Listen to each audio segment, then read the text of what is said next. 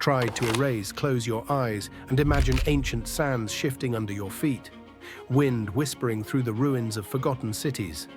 Across Africa, hidden in deserts, rainforests and savannas, lie stories of kings and queens more powerful, more visionary, and more daring than most people ever imagine. For centuries, outsiders painted Africa as a dark continent without civilization, culture, or history. But that is a lie. Before the rise of Rome, before European knights raised their swords, Africa was home to empires of unimaginable wealth, intricate trade networks, advanced architecture, and spiritual wisdom that shaped entire societies. Yet many of these rulers' names have been lost or intentionally buried. Why? Because their stories challenge the Western narrative of Africa as a passive, primitive land waiting to be discovered. These kings proved that Africa was a continent of creators, innovators, and conquerors, not victims. In this journey, we will uncover the silent echoes of crowns that glimmered in the African sun, the leaders who rose from dust and mystery to build legacies that would influence the world. Prepare to meet the kings history tried to erase, and decide for yourself why they were hidden. Travel back 5,000 years to a time when Egypt was not yet a single mighty civilization, but two rival lands, Upper Egypt in the south and Lower Egypt in the north. The Nile was the lifeline, but power struggles turned its banks red with blood. Then came Narmer, or Menace as some call him, a visionary leader born to end the chaos. Narmer wasn't just a warlord, he was a strategist, a builder of unity, and the first true pharaoh. On his legendary Narmer palette, a ceremonial stone carving, he is shown wearing both the white crown of Upper Egypt and the red crown of Lower Egypt. This was more than a symbol, it was a message. Egypt is united, and I am its divine ruler. Narmer moved the capital to Memphis, a strategic location where Upper and Lower Egypt met. He established centralized administration, solidified religious practices, and began a tradition of monumental architecture that would inspire the world. Without Narmer, there would be no pyramids standing proud against the sky, no Valley of the Kings, no golden masks of Tutankhamun. Narmer's vision laid the groundwork for one of the greatest civilizations in human history. Yet today, most people know Cleopatra or Tutankhamun, but few remember Narmer, the father of all pharaohs. His legacy hides in museum glass cases and dusty textbooks, waiting for the world to rediscover his true power. Fast forward to the 13th century. West Africa's sun scorches the red earth of Mali. In a small village, a boy named Sundiata Keita is born under a prophecy that he would become a great king. But as a child, Sundiata could not even walk. Villagers mocked him, calling him weak, unworthy, cursed. But fate is not so easily denied. With the help of his mother, Sogolon, and his unbreakable spirit, Sundiata eventually stands. His first steps were not just physical, but symbolic, a promise that he would rise against any challenge. As Sundiata grew, his homeland faced a cruel oppressor, the sorcerer king Sumaoro Kante, a tyrant whose reign was marked by terror and blood. Many kingdoms fell under Sumaoro's black magic, but Sundiata, gathering allies from neighboring clans, rose as the last hope. At the epic Battle of Kirina in 1235, Sundiata's forces clashed with Sumaoro's dark army. Against all odds, Sundiata defeated the sorcerer king, ending his tyranny and freeing his people. This victory marked the birth of the Mali Empire, one of the wealthiest and most powerful empires in African and world history. Sundiata didn't stop at military success. He built a unified government, established fair laws known as the Kurukan Fuga, and encouraged trade, transforming Mali into a cultural and economic giant. Under Sundiata's foundation, future rulers like Mansa Musa would emerge, bringing even greater fame and fortune to Mali. Yet it all began with a boy who couldn't walk, a lion who taught the world that true strength is born in struggle. Travel east, across deserts and mountains, to the ancient kingdom of Axum, a powerful trading empire that once stretched across modern-day Ethiopia, Eritrea, and beyond. It was here, in the early 4th century CE, that a young king named Ezana would transform not only his kingdom, but the spiritual destiny of an entire continent. Ezana came to power when Axum was already a formidable force in trade. Ships carried ivory, gold, spices, and exotic animals from Axum's ports across the Red Sea to Arabia, India, and even the Roman Empire. Yet Ezana wanted more than wealth. He dreamed of a unified identity for his people. Under the guidance of his childhood tutor, Frumentius, a Christian missionary from Syria, Ezana converted to Christianity. This wasn't a small shift, it was revolutionary. In a land where traditional polytheistic beliefs and local gods ruled, Ezana declared Christianity as the state religion, making Axum the first major empire in the world to officially embrace the faith. Ezana began minting coins engraved with the cross, a bold statement to every merchant and king. Axum was now part of a new spiritual order. He built churches and established connections with other Christian states, laying the foundation for Ethiopia's deep Christian heritage that survives to this day.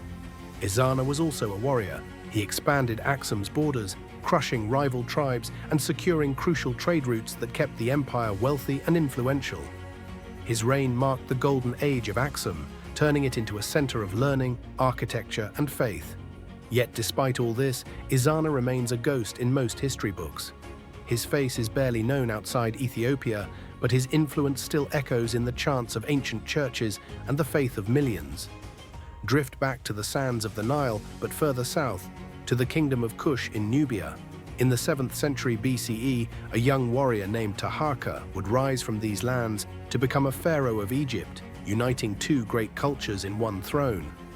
Taharqa belonged to the 25th dynasty, often called the Black Pharaohs, rulers from Nubia who marched north to reclaim Egypt, which had fallen into chaos. From a young age, Taharqa showed courage and brilliance in battle. When his family took power in Egypt, he was chosen as king, becoming both pharaoh of Egypt and king of Nubia. His reign was marked by constant threats from the powerful Assyrian Empire. Taharqa fought fiercely to protect Egypt, leading armies across deserts and marshes to defend the sacred temples and ancient traditions. While he eventually lost parts of Egypt to the Assyrians, he remained a symbol of resilience and strength, admired even by his enemies. But Taharqa was more than a warrior king. He was a builder.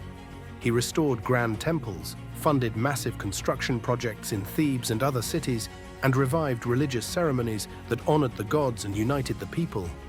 His legacy stands tall today in the pyramids of Nuri in Sudan, monuments that whisper his name to the wind and stars. Yet outside of Africa, Taharqa is rarely mentioned, his statues overshadowed by later pharaohs.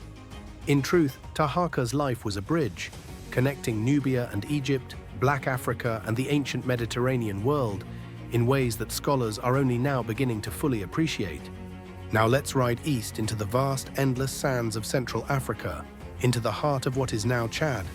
In the 9th century CE, among scattered tribes and caravan routes, rose a man whose name would echo across centuries, Idris, known as Idris ibn Abdallah, or Idris al-Awwal. According to legend, Idris came from the Middle East, bringing not just the sword, but a new faith, Islam. Yet his genius wasn't in conquest alone. It was in weaving fragmented tribes into a powerful kingdom that would one day become the mighty Kanem-Bornu Empire. Idris understood the importance of unity in a region marked by rival chieftains and nomadic skirmishes. With patience and vision, he built alliances through marriage, trade, and religion. Under his leadership, a new centralized system of law emerged, promoting stability, fairness, and respect for different cultures. He encouraged trade along the trans-Saharan routes, connecting Kanem to North Africa and the Middle East. Salt, ivory, and even books flowed across his empire, bringing prosperity and intellectual growth. Markets buzzed with traders from faraway lands, camels carrying goods shimmering in the desert sun. But perhaps Idris's most transformative act was the introduction and promotion of Islam. He encouraged the study of the Quran, built mosques, and invited scholars to his court. Islam would become deeply rooted in the Kanem-Bornu Empire's identity for generations, shaping art, architecture, and governance. Idris's descendants continued to expand the empire, making it one of the longest-lasting political entities in African history. Yet beyond African shores, his name is nearly invisible. His legacy, a sandstorm buried beneath the dunes of forgotten history. Through Idris's story, we learn that sometimes the greatest conquests are not of land, but of hearts and minds, forging unity out of chaos and faith out of fear. Finally, we arrive in West Africa's rolling savannas, under a golden sun that reflects off endless fields. In the 11th century CE, a kingdom sparkled with gold so plentiful it stunned traders from distant lands. This was the Ghana Empire, and at its helm sat King Tenkamenin, a ruler whose fairness and wealth became legendary. Tenkamenin inherited a kingdom rich in gold, but he knew that true prosperity depended not just on treasures beneath the earth, but on the trust of his people. Each morning, he opened his royal court to hear the grievances and hopes of ordinary citizens. Farmers, merchants, even slaves, all were welcome to speak before their king.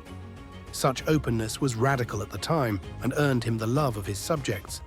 It wasn't merely ceremonial. Tenkamenin truly listened, adjusting policies and resolving disputes with wisdom and patience. Under his rule, Ghana became known not only for gold, but for justice and social stability. Beyond his fair governance, Tenkamenin strengthened trade networks that reached North Africa and beyond. Caravans laden with gold, salt, ivory, and textiles crossed the Sahara under the protection of Ghana's soldiers. Arab and Berber merchants wrote of the awe-inspiring wealth of Ghana, where gold dust was traded like spices and kings sat on thrones of ivory. The capital city, Kumbi Saleh, blossomed into a bustling metropolis, alive with scholars, traders, and shimmering marketplaces. Yet despite the kingdom's prosperity, Tenkamenin was wise enough to invest in security and alliances, ensuring his people's safety and future. His reign marked the peak of Ghana's glory, a golden age remembered in oral traditions, but largely erased from global textbooks. Today, most people outside West Africa have never heard his name, though his legacy shaped a civilization admired across medieval Africa and Islamic worlds. Tenkamenin's story reminds us that true leadership is not just about power or riches, but about humility, listening, and the courage to put people first, values as timeless as gold. These forgotten kings, Narmer, Sundiata, Ezana, Taharqa, Pie, Idris, and Tenkamenin, weren't mere rulers. They were visionaries, warriors, spiritual guides, and nation builders. They carved paths of unity, inspired new religions, and built cities that shimmered like mirages in the desert sun.